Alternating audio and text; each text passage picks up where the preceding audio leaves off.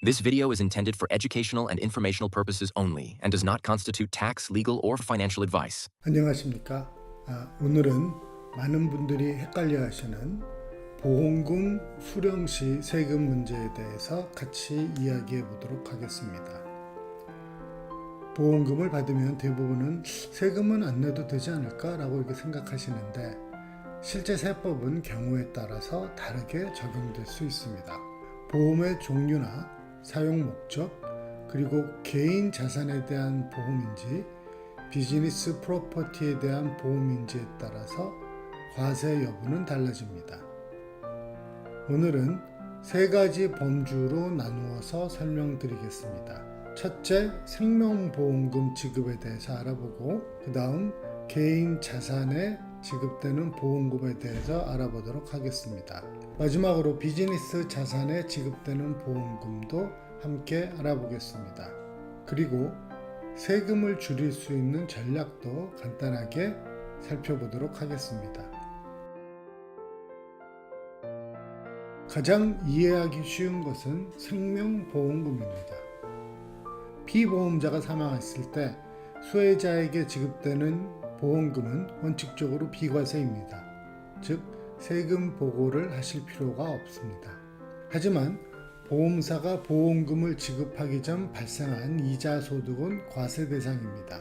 또한 수혜자가 일시금 대신 연금 형태로 분할 지급을 선택하면 매번 지급액에서 원금 부분은 비과세이지만 이자 부분은 세금을 납부하셔야 됩니다. 마지막으로 사망 당시 피보험자가 해당 보험 계약을 직접 소유했거나 에스테이시 수혜자로 지정되어 있으면 지급되는 보험금이 상속세 과세 대상이 될 수도 있습니다. 두 번째는 개인 자산에 대해 지급되는 보험금입니다. 개인 자산이라 함은 주거용 주택, 자동차, 가구 등을 말합니다. 예를 들어서 집이 불타서 복구를 위해 보험금을 받았으면 단순히 손실을 보상하는 것이므로 비과세가 됩니다. 이것은 자산이 개인 용도로 사용되든 비즈니스용으로 사용되든 마찬가지로서 이것이야말로 원래 보험의 기본 취지라 할 수 있겠습니다.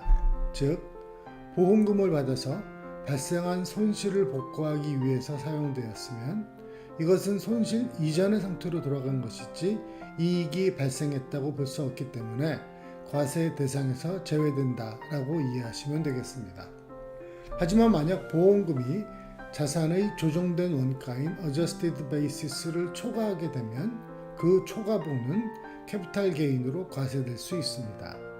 예를 들어서 감가상각을 다 마친 자동차가 베이시스가 0인데 보험사에서 $10,000를 받으면 전액이 모두 캐피탈 게인으로 보고하셔야 합니다.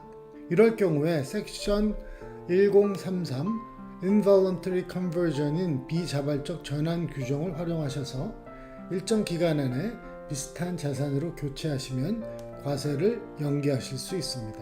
다음은 추가 생활비 지급보험인 Additional Living Expense입니다. 주택 손상으로 임시 거주지가 필요할 때 지급되는 추가 생활비 보상금은 원칙적으로 비과세입니다. 그러나 실제 발생한 추가 비용보다 더 많이 받게 되시면 그 초과분에 대해서는 세금을 내셔야 됩니다. Personal Casualty Loss Deduction에 대해서 말씀드리겠습니다. 전통적으로 발생한 손실액보다 지급받은 보험금이 적으면 세법상 공제를 받을 수 있습니다. 하지만 2018년 이후 법 개정에 따라 개인 재산 손실 공제는 연방 재난지역인 Federal Declared Disaster Area에서 발생한 손실만 가능해졌습니다. 또 100불 공제와 AGI의 10% 리미테이션이 있어 소규모 손실은 사실상 혜택을 보기 어렵다고 보시면 됩니다. 다만 2025년에 제정된 One Big Beautiful Big Act 덕분에 연방 재난지역이라면 10% AGI 제한이 사라지고 100불 공제 한도도 500불로 늘으면서 표준 공제인 스탠다드 디덕션을 사용하시더라도 여전히 손실을 공제받을 수 있는 길이 열렸습니다. 세 번째는 사업 자산에 대한 보험금입니다. 개인 자산에 적용되는 보험 규정과 다소 많은 차이를 보입니다. 개인에게 지급되는 보험금과 마찬가지로 일반적으로 자산 복구 목적의 보험금은 전액 비과세입니다. 그러나 보험 지급금이 자산의 베이시스를 초과하게 되면 그 초과분만큼은 캐피탈 게인 텍스를 내셔야 합니다. 그러나 이때에도 섹션 1033 Involuntary Conversion 규정을 활용하시면 일정 기간 내 유사 자산으로 교체 시 과세를 연기하실 수 있습니다. 보통 2, 3년 내 부동산은 경우에 따라 4년까지도 허용이 됩니다. 비즈니스 인터럽션에서 영업 손실 보전을 위해 지급되는 보험금은 성격상 이익을 보상해 주는 것이기 때문에 과세 대상입니다.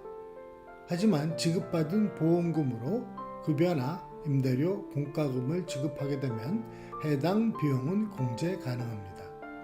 비즈니스 프로퍼티에 대한 손실을 공제하기 위해서는 두 가지 방법이 있습니다. 하나는 섹션 162를 활용하여 단순 수리 유지비로 당해년도에 모두 비용 처리하는 방법입니다.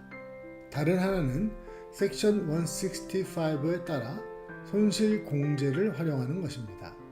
두 방법 중 하나를 선택해서 사업자는 손실을 공제 처리할 수 있습니다만 이중 공제는 불가능합니다.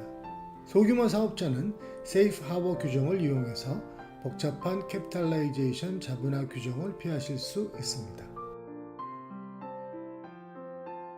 이상과 같이 보험금은 그 성격에 따라 과세될 때도 있고 비과세로 처리될 때도 있습니다. 그러므로 우리는 보험금 지급과 관련하여 전략적으로 접근할 필요가 있습니다. 보험금이나 합의금을 항목별로 어떻게 구분하느냐에 따라 과세 여부가 달라집니다.